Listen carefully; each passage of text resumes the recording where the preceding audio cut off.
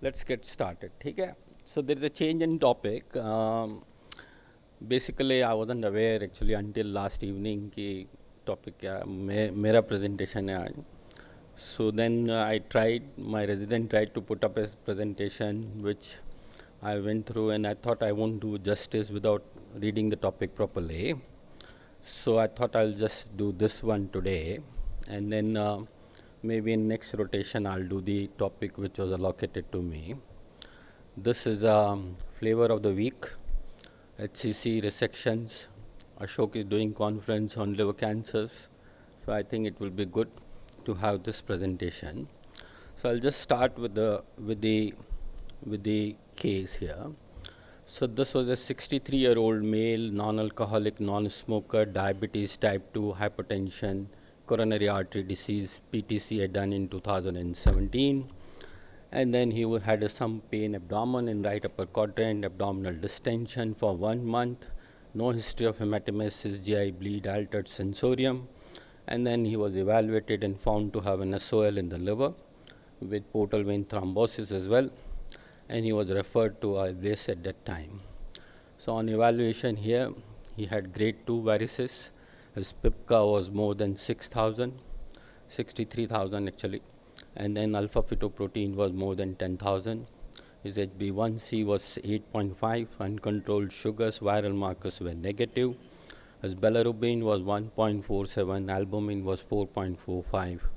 And he had a platelet count of 119 as well. So that's his imaging. He had a abnormally looking liver. No, it's not a normal ecotexture of the liver. Caudate hypertrophy as well. And he had portal vein thrombosis, which is enhancing in the arterial phase, suggestive of portal vein tumor thrombosis, collaborating with his tumor markers as well. He had ascites as well, and this was again on PET scan. The SU max was about 2.4, with partial filling defect in main portal vein, right posterior portal vein as well. So this is VP4 portal vein thrombosis. So how to manage this type of patient? This is, if we take the final diagnosis, this is chronic liver disease with NASH, portal hypertension, grade 2 varices, decompensation with ascites. His MELD is 17, CTP of B7, and a large tumor in segment 5, 6, 7, 8 with portal vein thrombosis and a high tumor markers. So what to do? Resection, transplant, ablation, locoregional therapies, or palliative therapy.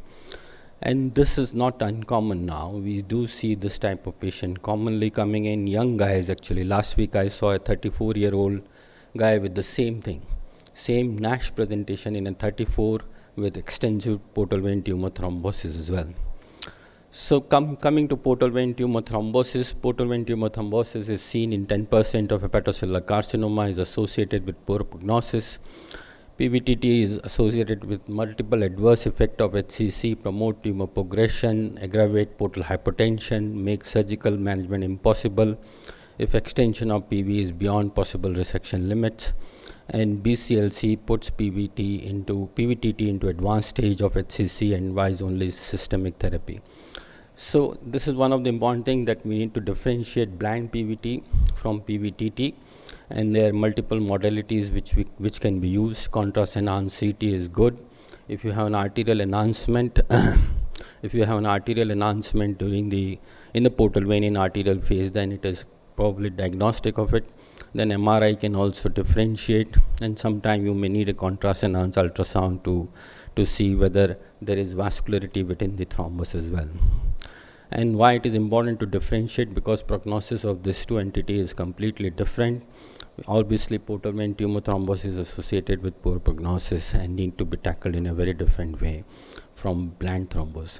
These are some of the criteria which have been published. So if you have a venous expansion, enhancement of thrombus, neovascularity, and an adjacent HCC or prior treatment site, then it is pretty much diagnostic of a portal vein tumor thrombosis. And the area under curve is 0.97. So these criteria are commonly used, and they're good to differentiate between blind and tumor thrombus. So what are the management protocols of PVTT? So there is a difference between west and east. And that is because the way the type of patient, etiology, and all those differs between the West and East. That's why the management guidelines are different as well.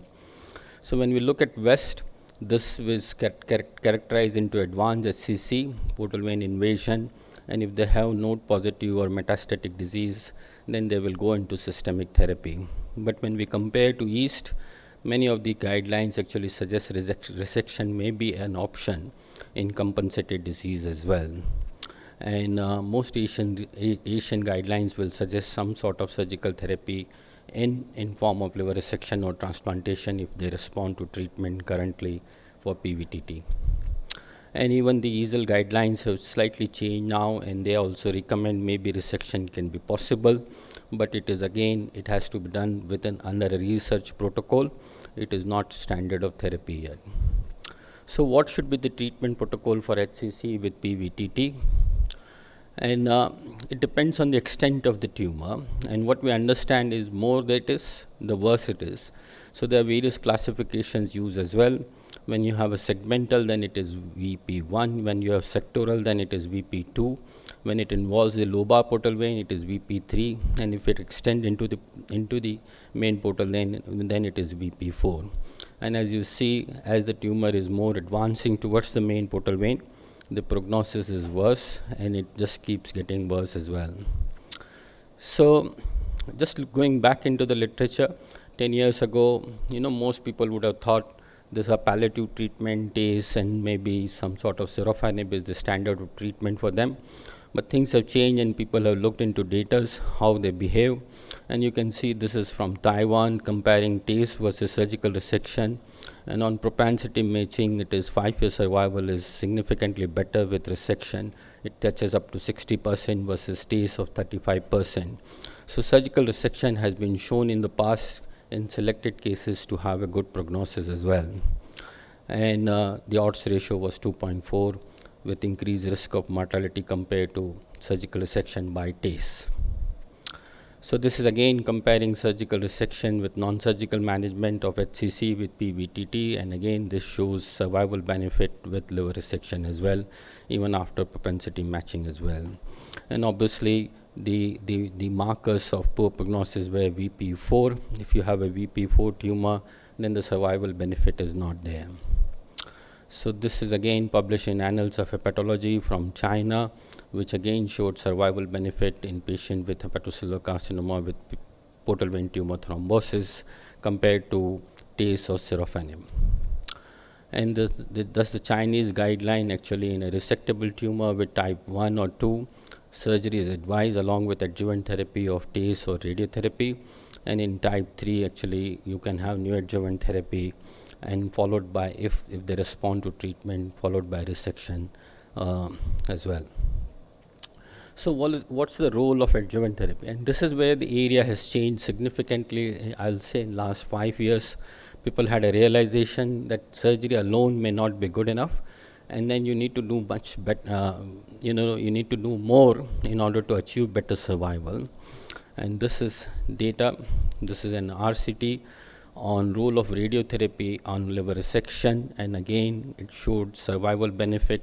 Overall, if we compare patient not receiving radiotherapy after resection versus surgery alone, there was a survival benefit with radiotherapy, and that survival actually continued with VP3 and VP4 tumors as well. So if we compare liver resection alone, then again there is data on TACE as well, transarterial chemoembolization, and if we compare liver resection alone with combining TACE as well after resection, then the survival improves as well significantly. And then there are multiple actually trials as well which have shown benefit of TACE after liver resection for tumors involving portal vein. So this has now sort of become established treatment that you should combine surgery with some sort of adjuvant therapy in terms of either giving TACE or radiotherapy in order to improve the prognosis of this group of patients. So this is an area which is exciting and which is actually being used more and more. What is the role of neoadjuvant therapy? Because people had a realization in most of the HPV cancer, now there is a realization maybe upfront surgery, especially in locally advanced disease, may not be a good idea, and to do some sort of neoadjuvant therapy before going in. This gives you two, three things. One, it selects out patient. So patient, because there is an interval, so obviously patient with better prognosis disease will have, you can see if they are not progressed, then probably they will benefit from resection. Second, obviously if they respond to the therapy, then the surgical resection margin, chances of surgical resection margin becoming negative are more, and viable tumors will be less, and so overall prognosis can be increased as well. And that's where lots of things come in. So preoperative radiotherapy with liver resection, and there's now quite a lot of data in terms of combining preoperative chemoradiotherapy, local radiotherapy with liver resection alone, and the survival significantly improves if you give neoadjuvant radiotherapy along with loco-regional therapy. So this is again data from China. They did basically this was selecting out patients. This was total denominator of 147. The entire cohort was about 100 after excluding patients who didn't have the full data on. And then they did a propensity matching, which was about 36 patients to start with in patient having salvage surgery after conversion versus surgery alone. And after propensity matching, there were 25 in each group. And you can see the blue line is after conversion with radiotherapy, and the yellow line is for the surgery alone. So there's significantly improved survival after conversion therapy rather than doing surgery alone. So this actually goes on for the VP3 tumors as well, and this actually stands for VP4 tumor. So neoadjuvant therapy actually is a good option, and it's a better option rather than doing upfront surgery in this group of patient. So coming back to our patient, so the final diagnosis here was chronic liver disease, NASH-induced portal hypertension, grade 2 esophageal varices, decompensated with ascites, had a MELD sodium of 17, CTP-B, and the tumor was confined to right lobe of the liver 5, 6, 7, and 8 with portal vein tumor thrombus VP4. So what should we do in this case with the resect, transplant, medical management, radiofrequency with TACE, MVA, or to do an SBRT? So what we did was, as a multi-specialty treatment modality here, he was started on clopidogrel after the varices was dealt with, and then he was started on nivolumab. He received 10 doses of nivolumab. These are all difficult to pronounce, isn't it? Newer drugs. So subsequently started on levonatinib as well, and he received SBRT as well. So, like a magic, actually there was a good response to the tumor and to the thrombus as well. So the thrombus, the portal vein got recanalized. The right lobe tumor was no more avid on PET scan as well. So this was scanned done in 2021, October 2021. Resolution of thrombus in main portal vein, persistence of thrombus in right portal vein, and hypertrophy of left lobe with caudate lobe was hypertrophied as well, which was there before to start with, and the ascites got resolved as well. And his tumor markers came down significantly, PIPCA from 63,000 to 12, and alpha-fetoprotein of 10,000, which was to start with, came down to 6.8. So this we waited to see what was the response to the treatment, whether it is a sustained or not. This is important thing. Actually, you should not rush into this patient, and you need to give them 3 months time to see where they are when you're using downstaging protocol. So he was again imaged in January 2022. And then again, he had no progression of disease. There was a sustained response, and his tumor markers remained on a lower side as well. There was no rise in tumor marker. So now, what was the further plan on this patient? So this was actually, we went through quite a bit. He had a decompensated disease to start with. He had a child, he was child B, MELD of 17. And in January, his MELD was still 10. And we understand from the literature, MELD of more than 9 is associated with high risk of post-hepatectomy liver failure and recurrent disease as well. So this guy was worked up for transplant. Daughter was identified as a prospective donor, and then both of them were fit for transplant, and they were taken up for transplant. So this is, I think, one of the most trickiest situation which I have encountered intraoperatively. So this was his blood test. At that time, bilirubin was 0.73, his albumin was 4.16, INR was 1.22. So intraoperatively, we started with staging laparoscopy on the recipient side. The right lobe actually could not be seen properly because there were adhesions, and the left lobe, again, there were lots of umbilical adhesion on the liver. So it was not, it was difficult to visualize the liver properly. But the aim of doing a laparoscopy is not about seeing the liver, it is more about making sure you don't have a peritoneal disease, because you don't want to progress in a patient who has got peritoneal metastasis. So that's the basic aim of doing a staging laparoscopy in most of this patient. If you can see the liver, it is good, because then again, you already made the decision on the liver side before taking the patient for theatre. So this is what it was. So the liver was not properly seen. There was no peritoneal disease. So this is our standard protocol. Once we've done the staging laparoscopy, we start with the donor, and we place the donor incision. In the meanwhile, we also open the recipient side as well. And once we took down the adhesion, then we were a bit surprised actually. We found that the liver on the other side, on the left side, was not nodular, and there was good hypertrophy on the left side as well.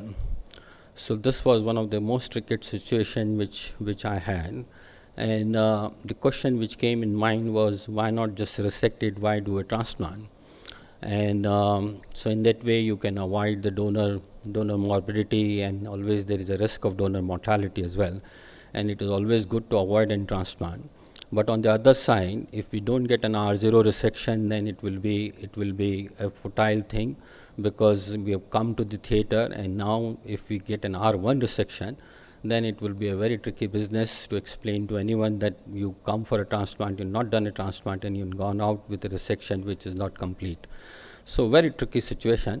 So I took a time, I did lots of dissection to make sure that we get an R0 resection, and we should get a margin negative from the tumor side on the portal vein as well, and on the parenchymal side as well. So finally, after doing all the dissection and everything, I thought, as a team, we decided that we will proceed with the resection rather than actually doing a transplant. Very tricky decision. It can fire back like anything, but I think this was in the best interest of the patient. That is what it was, to avoid a donor hepatectomy and get away with a resection. That is the best thing you can do actually at that time. People can think that long-term recurrence can be a problem, but at that stage, I think that's the best decision you can make. So these are just the implications of doing what we were thinking. So finally, we decided to resect. As a team, we took a decision that we are going to resect, and then this was an extended right hepatectomy, modified extended right hepatectomy. So he was shifted out of ward, out of ICU on day 2, and then he was discharged on day 12 as well. This were his post-operative parameters. The bilirubin actually never really went up. It was just 1.53 on day 1, and the INR on day 5 was 1.39. So this was his biopsy, unifocal HCC, right lobe. You just see, we started with a tumor which was almost like 6-7 centimeter more, involving the right portal vein, main portal vein. You got an R0 resection, no macrovascular invasion. There was some perineural invasion which was positive, fibrin thrombus in portal vein, and the pathology stage is PT1A.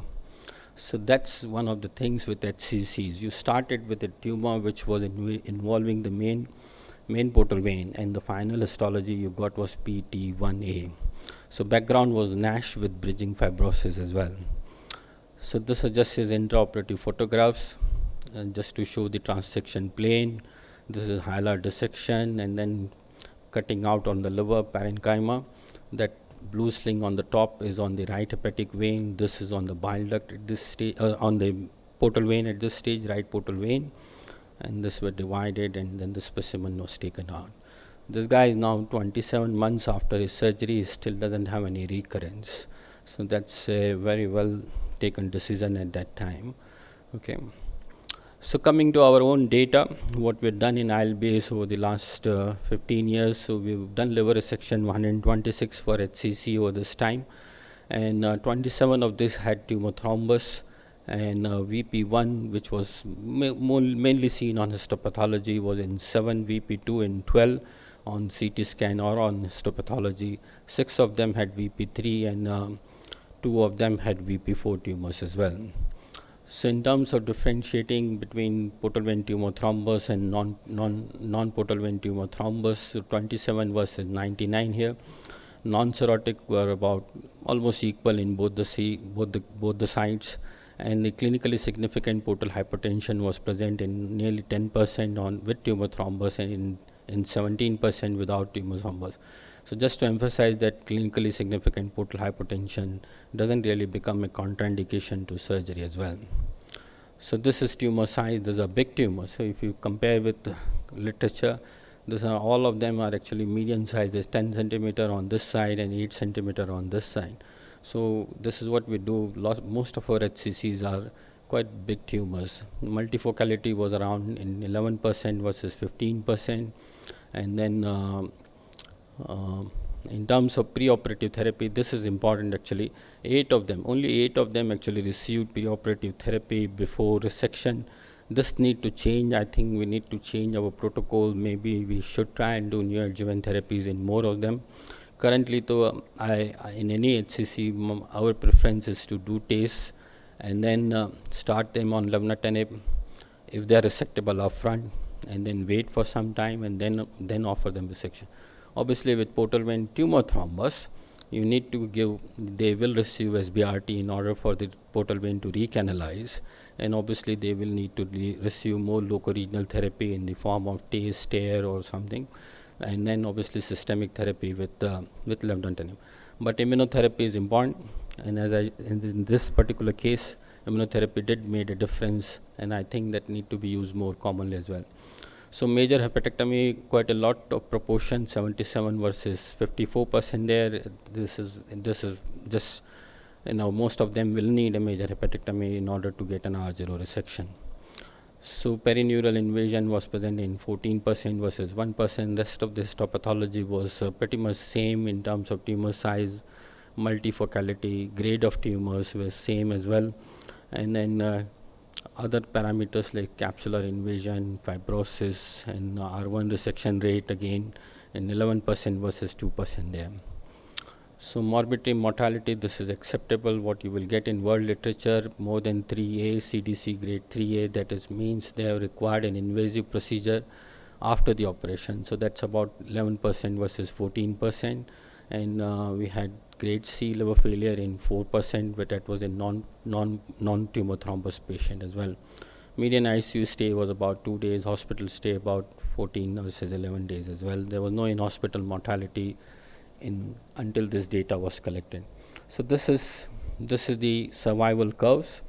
So 5-year survival, 1-year survival goes up to 70% versus 80%, and 5-year 40 versus 54%, and recurrence-free survival of 31% and 46%. So I think this can be improved further on by using more neoadjuvant therapies and adjuvant therapies. This data can actually get better as well.